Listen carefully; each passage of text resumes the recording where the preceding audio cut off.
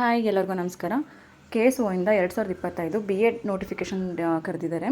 ಮತ್ತು BEಡ್ಗೆ ಅಡ್ಮಿಷನ್ಸ್ಗೆ ಕೆಲವೊಂದು ಎಲಿಜಿಬಿಲಿಟೀಸ್ ಇದೆ, ಮತ್ತು ಎಂಟ್ರೆನ್ಸ್ ಎಕ್ಸಾಮ್ಸ್ ಕೂಡ ಇದೆ.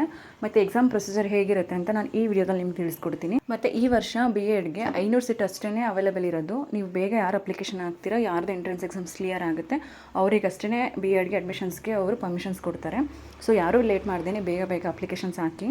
ಮತ್ತು BEಡ್ಗೆ ನೀವು ಅಪ್ಲಿಕೇಶನ್ ಹಾಕಬೇಕಾದ್ರೆ ನಿಮ್ಮದು ಅರ್ಹತೆಗಳು ಏನಿರಬೇಕು ಅಂದರೆ ಎಲಿಜಿಬಿಲಿಟೀಸ್ ಏನಿರಬೇಕು ಅಂದರೆ ವಿಜ್ಞಾನ, ಸಮಾಜ ವಿಜ್ಞಾನ ಅಥವಾ ವಾಣಿಜ್ಯ ವಿಷಯಗಳಲ್ಲಿ ಪದವಿ ಅಥವಾ ಸ್ನಾತಕೋತ್ತರ ಪದವಿ ಮುಗಿಸಿರಬೇಕು. ಮತ್ತು ಗಣಿತ ಇಲ್ಲ ವಿಜ್ಞಾನ ವಿಷಯಗಳಲ್ಲಿ ಸ್ಪೆಷಲಾಗಿ ಇಂಜಿನಿಯರಿಂಗ್ ಮುಗಿಸಿರಬೇಕು. ಅವ್ರು ಕೂಡ ಅಪ್ಲಿಕೇಶನ್ಸ್ನ ಸಲ್ಲಿಸ್ಬೋದು. ಆನ್ಲೈನ್ ಮೂಲಕನೇ ನೀವು ಅಪ್ಲಿಕೇಶನ್ ಹಾಕಬೇಕು. ಹೇಗೆ ಹಾಕಬೇಕು ಅಂತಂದರೆ KSO ವೆಬ್ಸೈಟಲ್ಲೇ ನೀವು ಹೋಗಿ ಆನ್ಲೈನ್ ಮೂಲಕನೇ ಅಪ್ಲಿಕೇಶನ್ನ ಫಿಲ್ ಮಾಡಿ ಸಬ್ಮಿಟ್ ಮಾಡಬೇಕು. ಮತ್ತು BEಡ್ಗೆ ಅಡ್ಮಿಷನ್ ಲಾಸ್ಟ್ ಡೇಟ್ ಬಂದು 21ನೇ ತಾರೀಕು 9ನೇ ತಿಂಗಳು 2025 ಇದೆ. ಅಂದರೆ ಈ ತಿಂಗಳು ಸೆಪ್ಟೆಂಬರ್ 21ಗೆ ಲಾಸ್ಟ್ ಡೇಟ್ ಇದೆ. ಮತ್ತು ಎಂಟ್ರೆನ್ಸ್ ಎಕ್ಸಾಮು 28ಗೆ ಅಂದರೆ ನಿಮ್ಮದು ಅಪ್ಲಿಕೇಶನ್ ಕ್ಲೋಸ್ ಆಗಿದೆ 7 ದಿನಕ್ಕೆ ಎಂಟ್ರೆನ್ಸ್ ಎಕ್ಸಾಮ್ಸ್ನ ಕಂಡಕ್ಟ್ ಮಾಡ್ತಾರೆ. 28ನೇ ತಾರೀಕು 9ನೇ ತಿಂಗಳು 2025ಕ್ಕೆ ನಿಮ್ಮದು BEಡ್ದು ಎಂಟ್ರೆನ್ಸ್ ಎಕ್ಸಾಮ್ಸ್ ಇದೆ. ಮತ್ತು ಏನೇನು ಡಾಕ್ಯುಮೆಂಟ್ಸ್ ಬೇಕು ಅಪ್ಲಿಕೇಶನ್ ಹಾಕೋಕ್ಕೆ ಅಂತಂದರೆ ಒಂದು passport size photo, Aadhaar card, ಮತ್ತು ಚಾಲ್ತಿಯಲ್ಲಿರುವಂಥ ಮೊಬೈಲ್ ನಂಬರ್ ಕೂಡ ಇರಬೇಕು, ಮತ್ತು ಇಮೇಲ್ ಕೂಡ ಇರಬೇಕು. ಮತ್ತು ಕ್ಯಾಸ್ಟ್ ಆ್ಯಂಡ್ ಇನ್ಕಮು ಯಾರಿಗಾದ್ರೂ ರಿಸರ್ವೇಷನ್ ಇತ್ತಂದರೆ ಇದಿಷ್ಟೂ ನೀವು ಡಾಕ್ಯುಮೆಂಟ್ಸ್ನ ರೆಡಿ ಮಾಡಿಕೊಂಡು KSO ವೆಬ್ಸೈಟಲ್ಲೇ ನೀವು ಅಪ್ಲಿಕೇಶನ್ನ ಫಿಲ್ ಮಾಡಬೇಕು. ನೀವು ರೆಗ್ಯುಲರ್ BEಡ್ ಮಾಡೋದಕ್ಕೂ KSO BEಡ್ ಮಾಡೋದಕ್ಕೂ ಡಿಫ್ರೆನ್ಸ್ ಇದೆ.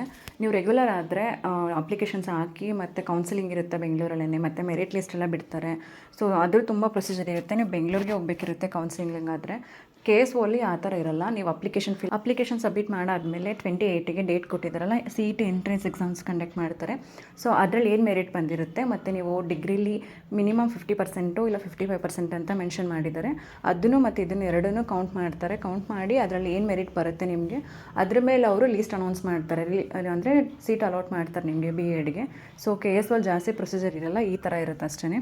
ಮತ್ತು ಯಾರಾದರೂ DEd ಮಾಡಿದರೆ, TCH ಮಾಡಿದರೆ, ಮತ್ತು TET ಕ್ಲಿಯರ್ ಆಗಿರೋರು ಯಾರ್ಯಾರು ಈ ವರ್ಷ BEಡ್ ಮಾಡಬೇಕು ಅಂತ ಅಂದ್ಕೊಂಡಿದ್ರಿ ಅವರೆಲ್ಲರಿಗೂ ಒಳ್ಳೆಯ ಚಾನ್ಸ್ ಇದೆ. ಯಾಕಂದರೆ ಜಾಸ್ತಿ ಸೀಟೆಲ್ಲ ಇಲ್ಲ, ಡಿಲೇ ಮಾಡ್ಕೋಬೇಡಿ. 500 ಸೀಟ್ ಅಷ್ಟೇ KSO ಇಂದ ಅಲಾಟ್ ಆಗಿರೋದು. ಸೊ ಬೇಗ ಲಾಸ್ಟ್ ಡೇಟ್ ತನಕ ವೆಯ್ಟ್ ಮಾಡ್ದೇ ಅಪ್ಲಿಕೇಶನ್ ಹಾಕಿ. ಸೊ ಎಂಟ್ರೆನ್ಸ್ ಎಕ್ಸಾಮ್ಸ್ ಹಿಂದೆನೇ ಇದೆ, ಜಾಸ್ತಿ ಟೈಮ್ ಕೂಡ ಕೊಟ್ಟಿಲ್ಲ, ಹಾಗಾಗಿ ಡಿಲೇ ಮಾಡ್ಕೋಬೇಡಿ.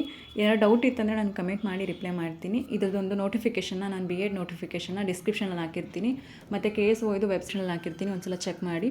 ನೋಟಿಫಿಕೇಷನ್ನ ನೀವು ಒಂದ್ಸಲ ಕ್ಲಿಯರಾಗಿ ಓದ್ಕೊಳ್ಳಿ, ಯಾಕಂದರೆ ನಿಮಗೆ ನೋಟಿಫಿಕೇಷನ್ ಓದಿದ್ರೇ ನಿಮ್ಗೆ ಅರ್ಥ ಆಗೋದು. ಸೊ ಹಾಗಾಗಿ ಮಿಸ್ ಮಾಡಿದೆ ನೋಟಿಫಿಕೇಷನ್ನ ಓದ್ಕೊಳ್ಳಿ. ವಿಡಿಯೋ ಇಷ್ಟ ಆದರೆ ಲೈಕ್ ಮಾಡಿ. ನೆಕ್ಸ್ಟ್ ವಿಡಿಯೋದಲ್ಲಿ ಸಿಗೋಣ. ಏನಾದ್ರು ಡೌಟ್ ಇತ್ತಂದರೆ ನನಗೆ ಕಮೆಂಟ್ ಮಾಡಿ. Thank you.